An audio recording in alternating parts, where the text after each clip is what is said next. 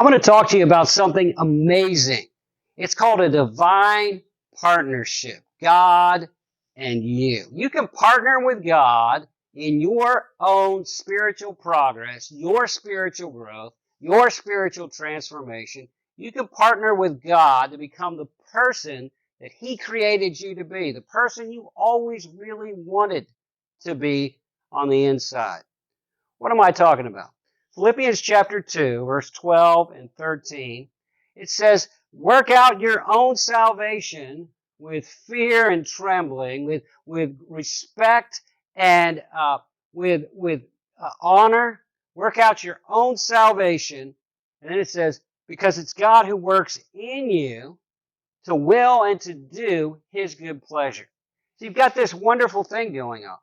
God saves you. Your job is not to work for your salvation. It's a gift. You can't earn your salvation. You don't work for your salvation. You work out the salvation that God puts in you. And God, as you work out the salvation God has put in you, God will work in you, giving you the desire and the ability to do His will, to do His good pleasure. You say, well, what do I do to work out my salvation? Well, let me give you 4 things that will really aid your spiritual growth.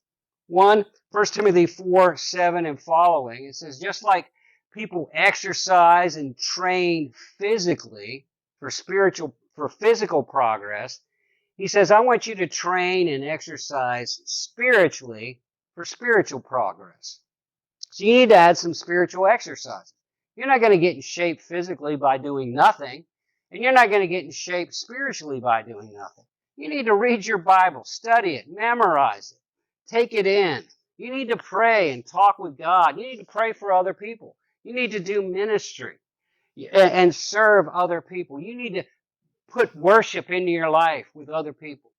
As you build these holy habits, these spiritual exercises in your life, you're going to become more like Jesus. You're going to be transformed, and the salvation God puts in you is going to be coming out of you. The second thing, Hebrews 12, it says, lay aside every weight and the sin that so easily tangles us up and run with endurance the race that is set before us. You've got to abstain from unhealthy practices.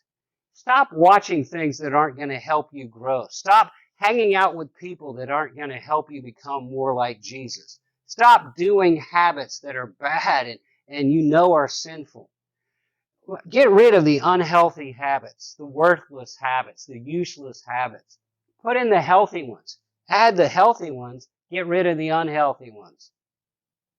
John 15, maintain a close connection to Jesus. God will work in you more and more as you're closely connected to Jesus. The life of Jesus will flow through you. The salvation that God puts in you will be flowing through you to other people as you maintain a close connection to Jesus. Pray, be honest, share your heart.